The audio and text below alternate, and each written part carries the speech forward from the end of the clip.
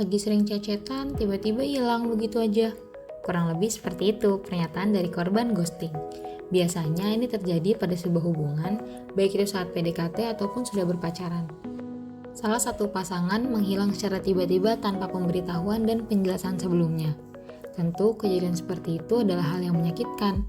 Siapa sih yang gak sakit hati ketika orang yang sudah kita anggap nyaman tiba-tiba hilang? Ternyata ghosting bukan hanya terjadi dalam hubungan percintaan saja, namun bisa juga terjadi dalam hubungan pertemanan ataupun hubungan pekerjaan. Orang yang melakukan ghosting bisa saja menghilang saat ada masalah. Meskipun bukan tindak kriminal, akan tetapi orang yang melakukan ghosting ini bisa mengundang amarah orang lain yang menyebabkan perselisihan.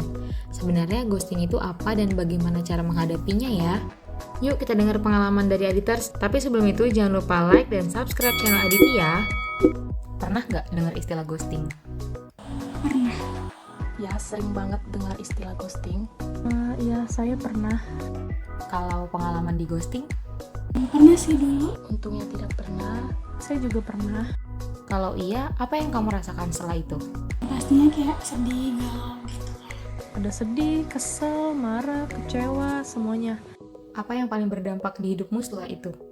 Agak males gitu buat deket lagi sama orang. Terus nurunin ekspektasinya sih. Merasa kehilangan kepercayaan diri dan menjadi insecure karena merasa ditolak dan tak dihargai. Saya tuh jadi lebih hati-hati dalam memilih cowok, terus jadi gak gampang percaya gitu. Lalu bagaimana cara kamu mengatasinya?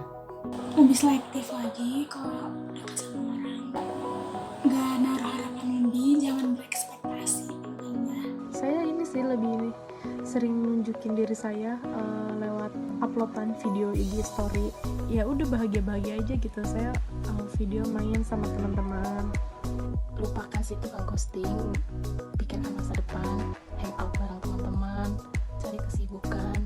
Sekarang kita denger yuk penjelasannya dari psikolog Aditi.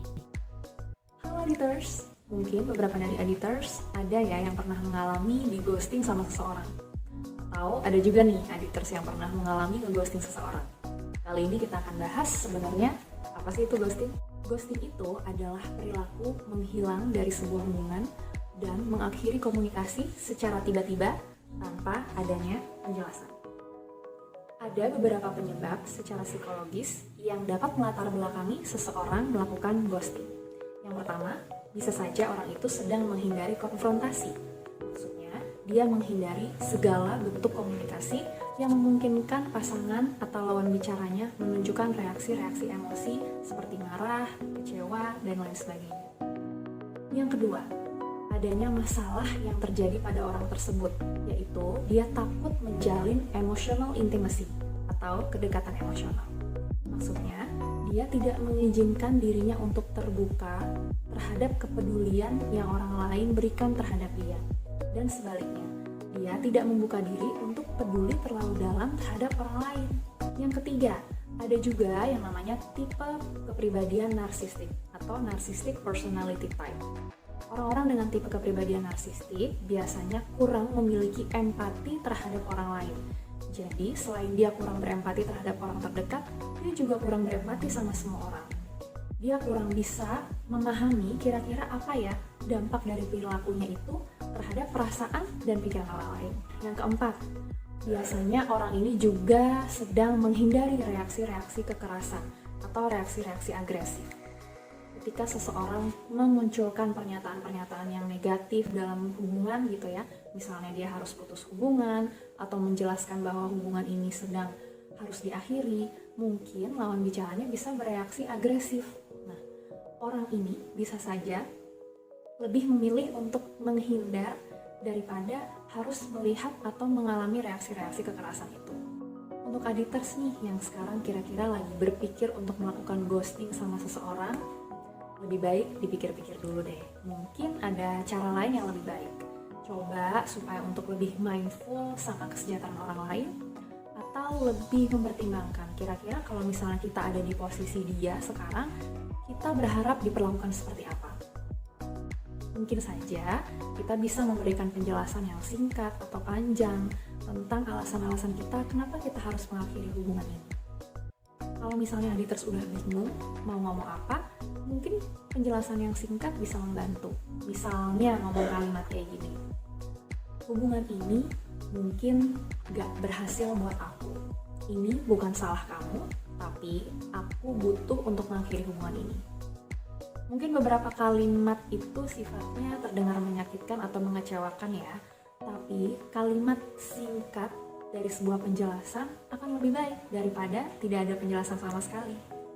Berikutnya, dampak secara psikologis yang dirasakan adalah kita jadi tidak tahu bagaimana sih kita harus bereaksi. Kenapa? Karena tercipta ambiguitas di dalam pikiran kita.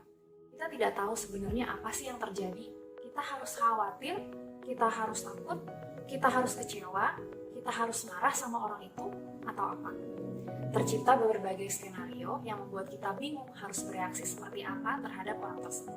Ghosting juga membuat kita mempertanyakan tentang hubungan kita, keaslian dan juga ketulusan hubungan kita. Selain itu, di ghosting juga membuat kita mempertanyakan tentang diri sendiri. Kenapa kita nggak mengantisipasi hal ini? Apa yang udah aku lakukan? Apa yang salah dariku sampai hal ini terjadi? Dan kira-kira apa yang bisa aku lakukan untuk mencegah hal ini terjadi lagi di depannya? Diputuskan hubungan atau komunikasi secara tiba-tiba tanpa penjelasan itu membuat kita powerless atau nggak berdaya. Karena kita nggak diberi kesempatan untuk mengungkapkan pendapat, nggak diberi kesempatan untuk mendengarkan penjelasan, tiba-tiba hilang, kemudian kita tidak diberikan kesempatan untuk didengar. Padahal ketika kita didengar, ketika kita mengekspresikan emosi kita, itu salah satu cara untuk mempertahankan self-esteem kita. Jadi, ghosting juga sangat berdampak untuk merendahkan tingkat self-esteem kita. Jadi kebayang ya kalau ada orang yang sudah di ghosting berkali-kali, atau misalnya dia punya self-esteem yang memang sudah rendah, dia bisa mengalami rasa sakit yang lebih saat dia mengalami ghosting. Jadi rasa sakitnya bisa berkali-kali lipat dan waktu untuk akhirnya bisa berdamai juga bisa lebih lama. Editors, kita tetap bisa menghadapi ghosting dengan cara yang sehat. Yang pertama, kita perlu menerima dulu reaksi-reaksi emosi yang kita alami, baik itu reaksi marah, sedih, takut, cemas, dan lain sebagainya. Yang kedua, kita perlu menghadapi kenyataan bahwa orang tersebut sudah mengakhiri hubungan dengan kita. Yang ketiga, jangan salahkan diri sendiri. Ingat, ketika seseorang melakukan ghosting, itu bukan berarti kita melakukan kesalahan atau bukan berarti kita tidak layak menghadapi suatu hubungan yang baik dan sehat.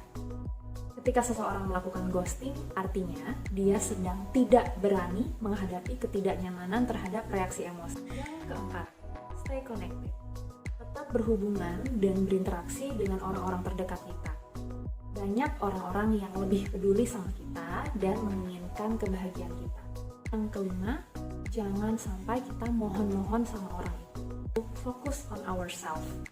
Lebih baik kita berfokus pada kesehatan diri kita, berfokus pada tujuan-tujuan kita, berfokus sama kegiatan-kegiatan yang membuat kita merasa senang, dan berfokus lebih banyak sama orang-orang yang lebih peduli sama kita. Yang terakhir, cari bantuan. Editors juga bisa cerita sama orang-orang terdekat tentang perasaan yang dialami. Atau editors juga bisa tanya sama orang-orang yang pernah mengalami hal serupa tentang apa yang dialami dan apa yang dia lakukan. Nah, kalau misalnya editors nggak tahu nih harus cerita ke siapa, harus tanya ke siapa, nggak perlu khawatir. Editors bisa hubungin kami di Aditi Psychological Center.